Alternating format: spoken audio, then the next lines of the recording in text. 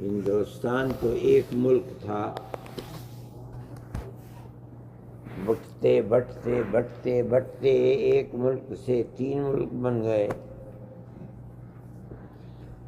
جب ہندوستان ایک ملک تھا، ہندوستان پر 200-250 سال آخر میں حکومت انگریز نے کی۔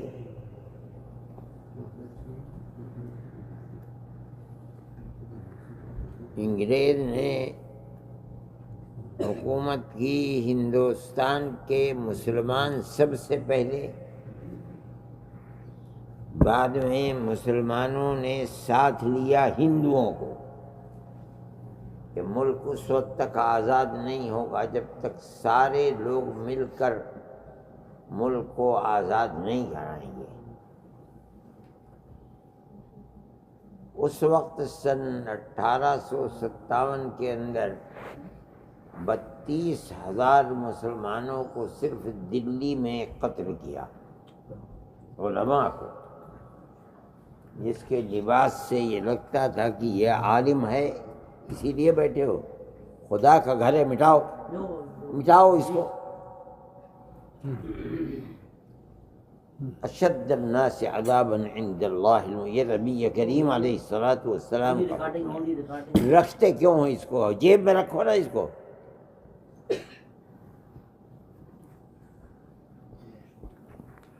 اس وقت مسلمانوں نے مل کر کے جب اتنا بڑا قتل ہوا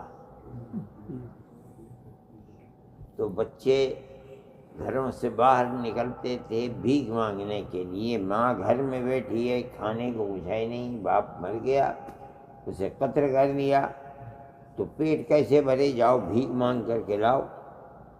دلی میں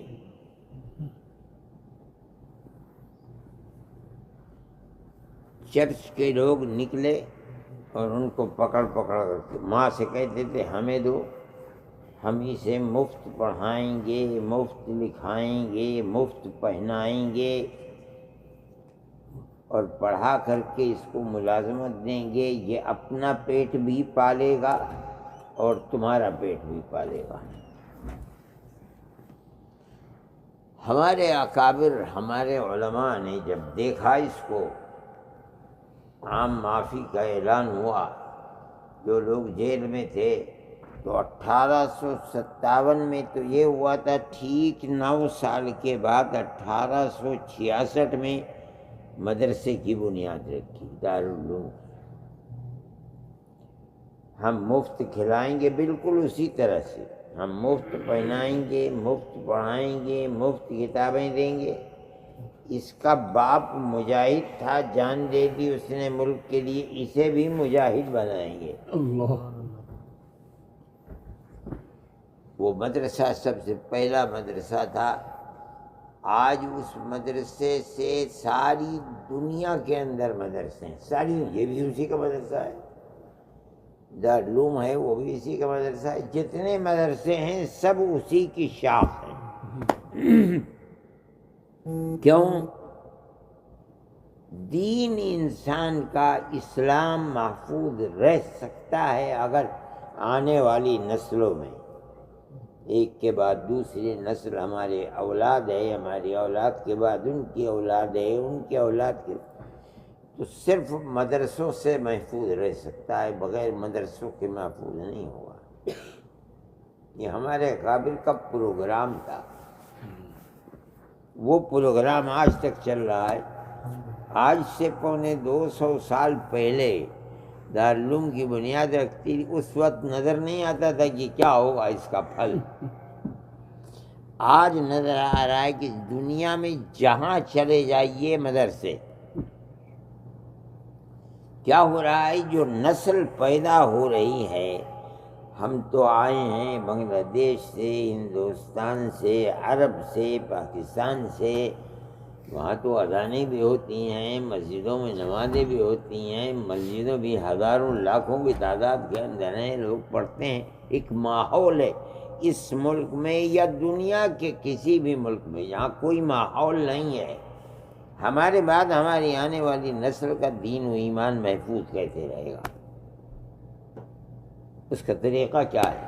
ایک ہی طریقہ ہے کہ مدرسے قائم کرو، ہم مر جائیں گے ہماری اولاد اس میں پڑھے گی، کم از کم کلمہ لا الہ الا اللہ محمد الرسول اللہ سیکھے گی، موت کے وقت اگر اس کی زبان سے یہ کلمہ نکل گیا اس کا کام پورا ہو گیا۔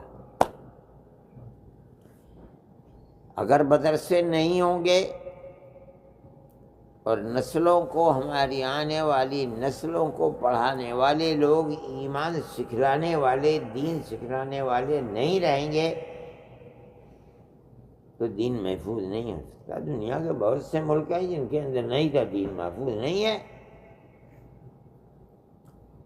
آپ کے اسی ملک میں کیلیفورنیا گیا تھا، وہاں مجھے لوگوں نے بتایا کہ یہاں قریب میں کوئی بستی ہے، وہاں کی سڑکوں کے نام آج تک عربی ہیں۔ وہ لوگ اصل میں عربی تھے لیکن آج نہ ان میں کوئی جانتا ہے کہ عربی کیا چیز ہوتی ہے، نہ دین جانتا ہے، نہ ایمان باپ دادا کا کیا دین تھا کچھ معلوم نہیں ہے۔ میں برطانیہ میں ایک جگہ ہے والسال، مجھے کچھ لینا تھا، برش لینا تھا، کیا لینا تھا، میں اس کے ساتھ چلا گیا تو میں نے جس آدمی سے بات کی اس آدمی نے مجھ سے کہا انگریزی میں کہ میں مسلمان ہوں۔ تو میں نے کہا کیا کہہ رہا ہے؟ کہنے لگا یہ کہہ رہا ہے میں مسلمان۔ میں نے کہا کیسے مسلمان ہے؟ اس سے پوچھو۔ کہنے لگا کہ میری ماں یمن کی تھی، میرے باپ نے شادی کر لیا، میں اس سے پیدا ہوا ہوں، میں مسلمان ہوں۔ میں نے کہا کچھ جانتے ہو اسلام کسے کہتے ہیں؟ میں کچھ نہیں جانتا۔ اپنے مونڈے کو ہلا دیا، اس نے پتہ ہی نہیں ہے اس کو۔ اسلام کی بقا، دین اولاد در اولاد پیدا رہے، محفوظ رہے، اس کے لیے تنہا ایک ہی سبب ہے کہ مدرسے کو بنیاد بناؤ، قائم رکھو۔ نہیں رکھو گے دین محفوظ نہیں ہوگا۔ کتنے جرمنی کے اندر بھرا پڑا ہے ترکی کے لوگ، یہ ہاں ترکی کے لوگ ہیں، شام کے لوگ بھرے پڑے ہیں، فرانس کے اندر جو لوگ آئے تھے ان کی یہ تیسری چوتھی پشت ہے، سور کھاتے ہیں، خنزیر کھاتے ہیں اور شراب پیتے ہیں، انہیں پتہ ہی نہیں کچھ کہ کیا تھا ان کا باپ دادا۔ غلطی کیا ہوئی؟ اگر باپ دادا موت سے پہلے مدرسے بنا دیتے، ہمارے بعد ہماری اولاد کے دین و ایمان کی حفاظت کرنا، یہ بات نہیں ہو سکتی تھی، مگر وہ جانتے تھے عربی، نماز پڑھتے تھے، قرآن پڑھتے تھے، روزہ رکھتے تھے، سب جانتے تھے، مر گئے، مدرسے نہیں بنائے، برباد ہو گئے۔ آپ حضرات نے مدرسے بنائے ہیں، یہ بڑی خوش قسمتی کی بات ہے۔ پھر آپ اپنے بچوں کو پڑھائیے، جو چاہے پڑھائیے، آپ انجینئر بنائیے، ایڈوکیٹ بنائیے، پروفیسر بنائیے، جو چاہے بنا دیجیے، مگر ہمارا دعویٰ یہ ہے کہ سب سے پہلے اسے مسلمان بنائیے۔ یہ مدرسوں کا کام ہے اور مدرسے اسی لیے بنائے جاتے ہیں۔ اس ملک کے اندر جہاں اس کا تصور بھی نہیں تھا کہ کبھی ایسا ہوگا، لیکن میں پوچھ رہا تھا کتنی مسجدیں ہیں، جو لوگوں نے بتایا ہزاروں مسجدیں ہیں۔ یہ کس طرح سے یہ مسجد محفوظ کیسے رہے گی؟ ان مسجدوں کو امام کہاں سے ملیں گے؟ اذان دینے والے کہاں سے ملیں گے؟ وہ تو یہ بھی ملیں گے جب مدرسے ہوں گے، مدرسے والے سکھلائیں گے کہ امامت کیسے ہوتی ہے اور اذان کیسے ہوتا ہے، تب آپ کو امام ملیں گے۔ آپ کی اولاد پڑھے گی، بچے پڑھیں گے، بچیاں پڑھیں گی۔ مجھ سے لوگوں نے بتایا کہ بچیاں ہیں وہ حافظ قرآن ہو رہی ہیں اور ہو بھی گئی ہیں۔ یہ بہت بڑی خدا کی نعمت ہے، اس کی حفاظت کیجیے اور جو کر سکتے ہیں ان کی ترقی کے لیے وہ کیجیے۔ اگر آپ کریں گے تو مدرسے کو نہیں دے رہے ہیں، آپ اپنی اولاد کے لیے کر رہے ہیں، اپنی احفاد پوتوں کے لیے کر رہے ہو، پڑ پوتوں کے لیے کر رہے ہو، تبھی دین محفوظ رہے گا، ورنہ دین محفوظ نہیں رہے گا۔ اللہ اس دین کی حفاظت کرے اور آپ حضرات اس کے ساتھ تعاون کریں اور مدرسوں کو آگے لے کر کے بڑھیں۔ اپنے بچوں کو کچھ بھی پڑھاؤ، چاہے کچھ بناؤ، مگر پہلے اس کو مسلمان، یہ محسوس اسے یاد تو رہے کہ میں مسلمان ہوں، میرا فرض کیا ہے، اور اگر یہ نہیں ہوگا تو محفوظ نہیں رہ سکے گا، اور نہ ایمان محفوظ رہے گا تو آنے والی نسل کیسے دین ایمان کے اوپر چلے گی؟ اللہ ہم سب کے دین و ایمان کی حفاظت فرمائے، ہماری دنیا کو بھی آباد فرمائے، ہماری آخرت کو بھی آباد فرمائے، ہماری آنے والی نسلوں کے دین و ایمان کی حفاظت فرمائے۔ صلی اللہ تعالی علی خیر خلق سیدنا محمد۔